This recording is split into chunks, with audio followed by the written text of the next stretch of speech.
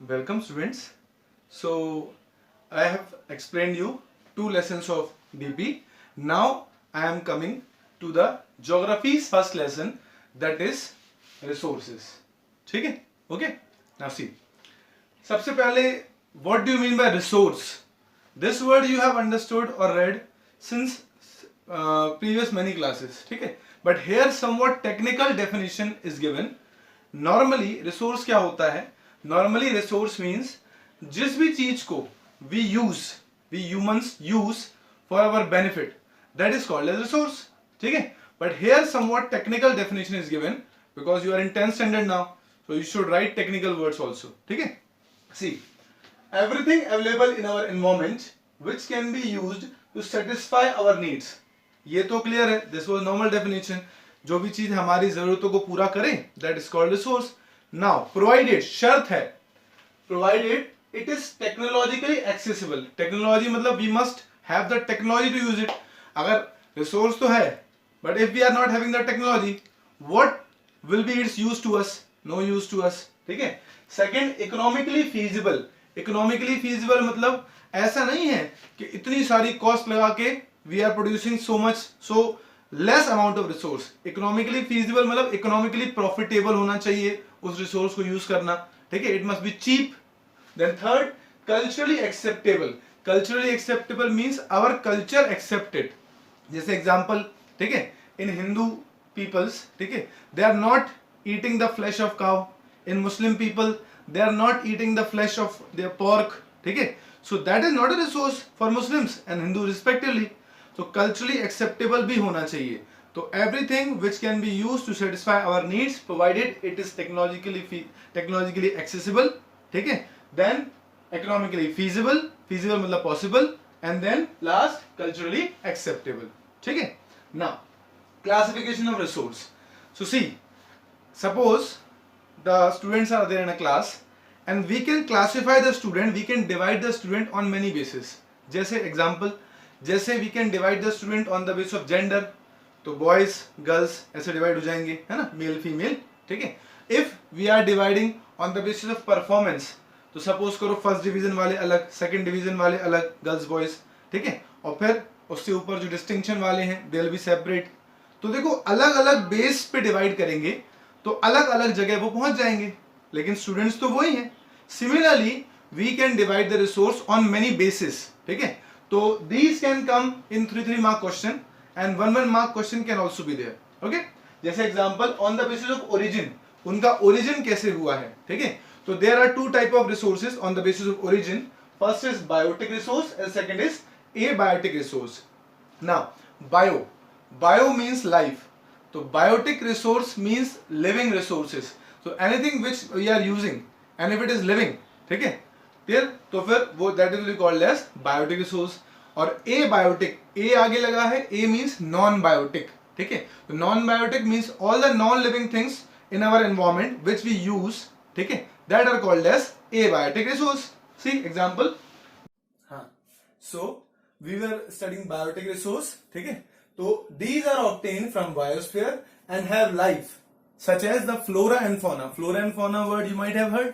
Flora means होता है क्या? Plants. And fauna means all the animals. So these are living beings. Human beings are living beings. So if we are using them, ठीक है, clear, क्यों human beings use नहीं करते, our employees work, they are human beings only ना. So all these resource are classified as, they called as biotic resource. And abiotic, all non living things comes under it. Example, rocks, minerals, जैसे coal है, petroleum है, ये सारे fossil fuels we dig out from the earth crust. ठीक है? So these are called as abiotic because they are not having life. Okay? ठीक है? Now on the basis of exhaustibility, exhaust मतलब खत्म हो जाना. ठीक है? तो एक है वो रिसोर्स जो खत्म हो जाएंगे after a point of time, after a period of time. ठीक है? और एक दे कैन बी रिसाइकल्ड और they are renewable. So on the basis of exhaustibility the resource can be classified into 2 types. First है आपके renewable, जो renew हो सकते हैं, रिसाइकल हो सकते हैं. ठीक है? They come and go again and again. ठीक है? And second is non renewable. तो ये तो आप साइंस में बहुत टाइम से पढ़ते आए हैं. ठीक है? रिन्यूएबल जो है, तो the we can call it as non conventional forms of energy, ये वर्ड भी यूज होता है. एक होता है कन्वेंशनल, एक होता है नॉन कन्वेंशनल। कन्वेंशनल मतलब जो हम बहुत सालों पहले से यूज करते आ रहे हैं, they are called as conventional resource, जैसे coal, petrol, fossil fuel etcetera. ठीक है नाउ, और उसके बाद now is renewable resource. Renewable मतलब, रिन्यूएबल को हम बोल सकते हैं क्या, नॉन कन्वेंशनल, जिनका यूज हमने अभी अभी स्टार्ट किया है और recently they are being used at a broad level, तो they can be renewed also, जैसे सोलर एनर्जी है, विंड एनर्जी है।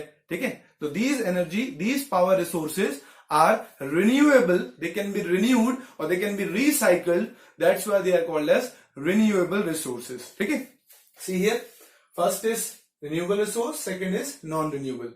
तो जिसको renew कर सकते हैं वो renewable, the resource which can be reproduced or replenished by physical, chemical or mechanical processes, किसी भी तरीके से उसको हम renew कर सकते हैं, they are called as renewable resources. Example, solar energy, wind energy. ठीक है, this you have right. ठीक है, water also cycle, water cycle पढ़ी होगी, नाइट्रोजन साइकिल पढ़ी होगी आपने, दे आर रिन्यूड, है ना, they come and go again and again. First water falls, ठीक है, then evaporate and form clouds and then again fall, so this is renewable. तो water is a renewable resource. Non-renewable, these occur over very long geological time, मतलब उनके formation में it takes millions and millions of years, so they are non-renewable. They take very much time to renew or reform. That's why they are called as non-renewable resources. ठीक है, now so this was on the basis of exhaustibility. Now on the basis of ownership. Ownership के base, owner मतलब क्या होता है, owner मतलब मालिक, तो ओनरशिप के बेस पे कौन उस रिसोर्स का मालिक है। ठीक है, so it can be classified into 4 types. First is individual resource, second is community own resource, third is national resource and fourth is international resource. नकले इंडिविजुअल मतलब एक, individual resource means the resource which are being owned privately और which are being owned by single person, they are called as individual resource. जैसे your father is having property, है ना, cars, है ना, bikes, ये सब उनके खुद के रिसोर्स हैं, he is the only owner, that's why it is called as individual resource. See these are owned privately by the individuals. Example, land, building, shops, machines. ठीक है, these are called as individual because one person is the owner. Second is community owned resource. Community, पूरी की पूरी community जो है, पूरा का पूरा, जैसे example we can say that जो ग्रेवयार्ड होते क्रिश्चियन, जैसे क्रिश्चियंस है, क्रिश्चियंस, तो Christians at the time of death they do not burn the body, है ना, ठीक है, dead body, they use to bury it. ठीक है, and Muslims also use to bury it. तो जो ग्रेवयार्ड होता है, ग्रेवयार्ड, है ना, ग्रेवयार्ड को हिंदी में क्या बोलते हैं, शमशान घाट. तो ये क्रिश्चियंस का शमशान घाट अलग होता है, मुस्लिम्स का अलग होता है, तो ये उस पर्टिकुलर कम्युनिटी को बिलोंग करते हैं. Whole community is the owner, है ना, जैसे गुरुद्वारा इज देयर, तो गुरुद्वारा किसी एक बंदे का नहीं है. ठीक है, it is of all persons. Similarly all temples, mosque, ठीक है, it belong to community. That's why we call it as community owned resource. See, these are accessible to all the members of the community. Example, grazing ground, ponds, तालाब वालाब उस पूरे area के लिए होते हैं, burial grounds, graveyard that I told, public parks. तो ये किसी एक के अधिकार क्षेत्र में नहीं है. ठीक है, whole community can use it. That's why it is called as community owned resource. Now third is national resource. national मतलब किसी कंट्री का. ठीक है, तो वैसे तो all the resource which come in the country, they are called as national resource. जैसे India है, तो इंडिया के केस में from Jammu and Kashmir up till Kanyakumari, ठीक है, and here from Rajasthan and Gujarat, ठीक है, से लेके यहाँ पे असम, नागालैंड तक जितना भी एरिया हमारा है, ठीक है, that is called as national resource. उसमें जो भी चीजें आ रही हैं सब कंट्री के रिसोर्स हैं टेक्निकली, तो they are called as national resource. But एक चीज और है, जो भी कोस्टल एरिया, जैसे इंडिया की जो कोस्टल लाइन है, ऐसा नीचे बॉर्डर जाता है, यहाँ पे वेस्टर्न घाट या ईस्टर्न घाट्स, तो समुद्र जो है एरिया, ठीक है, यहाँ पे आपको पता होगा, सपोज दिस इज इंडिया, तो इंडिया में this side is what, Arabian sea, नीचे क्या है, इंडियन ओशियन जहां श्रीलंका है, और इधर क्या है, बे ऑफ बंगाल. तो हर कंट्री में उसकी जो कोस्ट लाइन होती है, कोस्ट लाइन से 12 नॉटिकल माइल्स तक का एरिया, जिसको 22.2 किलोमीटर एरिया बोलते हैं, that also belong to the nation. क्यों, हमारे जो फिशरमैन है वो फिशिंग करने जाते हैं.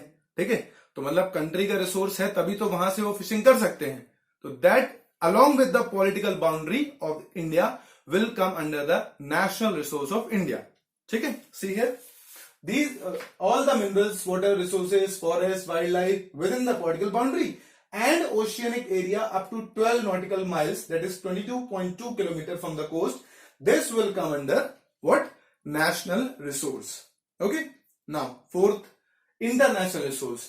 इंटरनेशनल, अब जैसे सम इंस्टीट्यूशंस आर देयर, ठीक है, नाम सुना होगा आपने, World Health Organization, WHO, UNICEF, ठीक है, तो ये बड़ी बड़ी इंस्टीट्यूट है, IMF, International Monetary Fund, World Bank है, तो इन इंस्टीट्यूशंस का भी अपना रिसोर्स होता है, that are called as international resource. जैसे आपने नाम सुना UNO, United Nation Organization, NATO, North Atlantic Treaty Organization, ठीक है, तो that resource which are being owned by the international community, they come under international resource. ठीक है, यहां पे क्या लिखा है, यहां पे जैसे मैंने भी आपको बताया नेशनल रिसोर्स में कि 12 नॉटिकल माइल्स के बाद का 12 नॉटिकल माइल्स तक का एरिया इंडिया के नीचे सी वाला एरिया इंडिया की टेरिटरी में आता है, इंडिया के नेशनल रिसोर्स में आता है. ठीक है, इसके बाद होता है एक्सक्लूसिव इकोनॉमिक जोन, जहां पे आप परमिशन लेके काम कर सकते हैं, फिशिंग कर सकते हैं या कुछ मिनरल्स ढूंढ सकते हैं सी में.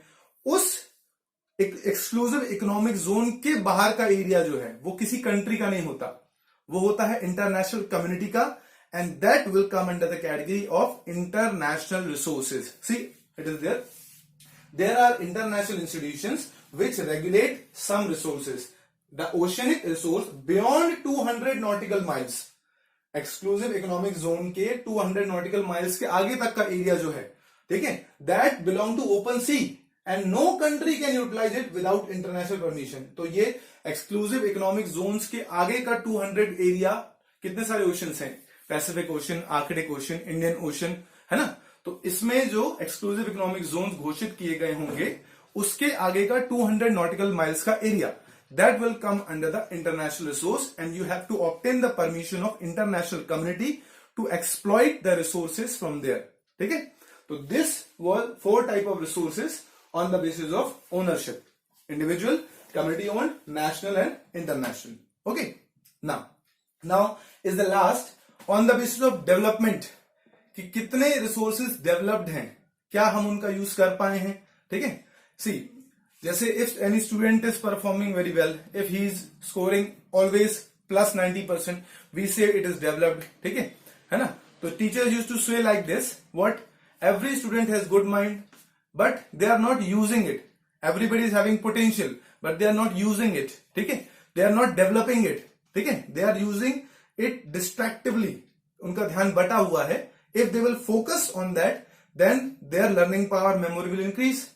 ये कहते हैं ना, मीन्स आपने अपने दिमाग को कितना डेवलप किया है या वो कितना अनडेवलप्ड है. दिमाग तो है, ठीक है, but you are not using it to your full extent. So similarly, जैसे दिमाग आपके लिए रिसोर्स है, वैसे ही resources can be classified on the base of development also. See, first is potential resource. So I told example कि जैसे you are having the potential, you are having brain but you are not using it. ठीक है, तो potential resource similarly वैसे ही होते हैं, resource which are found in region, उस एरिया में तो है resources but have not been utilised, मतलब उसको अच्छे से यूज नहीं किया है आपने अभी, ऐसा, तो उनको बोलते हैं पोटेंशियल रिसोर्स. जैसे example, solar and wind energy uses in Rajasthan and Gujarat. Rajasthan रेतीला इलाका है, ठीक है, there sun use to shine very bright, it's very hot, तो इस सोलर सेल पैनल को यूज करके इलेक्ट्रिसिटी प्रोड्यूस की जा सकती है ना, but we have not used it till our potential. हमारी कैपेसिटी बहुत है, we are having much of solar energy but we are not using it, that's why it is categorised as which, potential resources. ठीक है, second is developed resource. अब तो नाम से clear हो रहा है, डेवलप्ड, जो डेवलप हो चुके हैं. ठीक है, means we are having full knowledge how to use it and we are using it. ठीक है, we are knowing where are the resources, जैसे आयरन ओर की माइंस कहां है, बॉक्साइड की माइंस कहां है, एल्यूमिनियम की ओर की माइंस कहां है, तो ये जो है वो डेवलप्ड रिसोर्सेज हैं. ठीक है, see what's written, resource which have been surveyed, उनका सर्वे कर लिया गया है, and their quality and quantity have been determined for utilization. ठीक है, और हम जानते हैं कितनी कितनी क्वालिटी का रिसोर्स कहां मिलता है, कितनी क्वांटिटी में है, तो they are developed and we are using it. ठीक है, now third type of resource is stock. ठीक है, डेवलपमेंट के बेस पे स्टॉक वर्ड समझने के लिए, जैसे आप सुना होगा आपने, दुकान में इतना स्टॉक रखा है, स्टॉक मतलब माल रखा है. ठीक है, means we have to sell that. तो स्टॉक वो चीज होती है जिसको आगे यूज करेंगे, अभी हमारे पास रखा हुआ है, तो here we are not having the technology to use it. That's called as stock. ठीक है, see here, materials in the environment which have the potential to satisfy human needs, but human beings don't have the technology to access these. इनको हम access नहीं कर पा रहे हैं. Example see, you'll get it from example. Water is a compound made up of H2 and O2. This might have you learned in your science, है ना, equation पढ़ा होगा, केमिकल इक्वेशंस आर देयर. ठीक है, जैसे H2 plus O2, hydrogen is a gas, oxygen is a gas, and combine करेंगे then it becomes H2O. This is the gas, this is the gas and form water. Okay, फिर chemical equation balance कर लेते हैं हम. ठीक है, 2H2 and then 2H2 and so on, ऐसे करके बैलेंस हो जाता है. This your science teacher will teach you. तो हमारे पास वाटर तो है, plenty of water is there. ठीक है, but do we have the technology, economically feasible technology, कि वाटर को हम स्प्लिट करके हाइड्रोजन एंड ऑक्सीजन बना ले. यू आर नोइंग, हाइड्रोजन को यूज करते हैं हम काय में, रॉकेट फ्यूल्स में. Oxygen is very useful in medicals, लोगों को ऑक्सीजन लगाई चढ़ाई जाती है, इट्स वेरी कॉस्टली. तो इतना सारा पानी है, but we are not having the technology. है तो ब्रेक तो कर सकते हैं, साइंस में पढ़ेंगे आप. ठीक है, बट उसकी कॉस्ट बहुत ज्यादा है. ठीक है, तो ऐसा रिसोर्स तो कुछ काम का नहीं फिर. तो this is called stock. Such resource which are there in a region, and but we do not have the technology. We will use it in future. We are developing the technology, we are researching on it. Okay, and last is reserve. Reserve भी एक type से वही समझ में आता है. Reserve मतलब reserve करके रखा हुआ है, बचा के रखा हुआ है. तो इसमें एक वन लाइन वेरी इंपॉर्टेंट है. Reserves are subset of stock, means it is a part of stock which can be put to use with technical know-how. मतलब हमारे पास टेक्नोलॉजी है, थोड़ी बहुत तो है. ठीक है, but their usage have not been fully started. But जिस पैमाने पे उसको यूज करना चाहिए वो हम यूज कर नहीं पाए हैं. एग्जाम्पल इज न्यूक्लियर एनर्जी या river water for hydro electricity. Dams वगैरह हमने बना लिए हैं, but nuclear energy 7 to 8 power plants are there in India. This you will learn in the later subsequent chapters of geography. So on the basis of development there are 4 type resource. Potential है ना, second is developed, third is stock, and उसका subset जो है वो क्या है, reserves. Understood this? Now in the next module I'll tell you about a topic called sustainable development. ठीक है, that we'll understand. But first you see here I am trying to summarize it कि इस साल which lesson you have to learn in geography. ठीक है, and first lesson base है सारे lesson का. This I am proving you. ठीक है, कि इस साल वो lesson क्यों पढ़ने हैं, because we have started from what, resource. ठीक है, so see it. First chapter है आपका resource and development. Okay, now अभी हमने पढ़ा रिसोर्सेज होते हैं ओरिजिन के बेस पे, बायोटिक एंड एबायोटिक.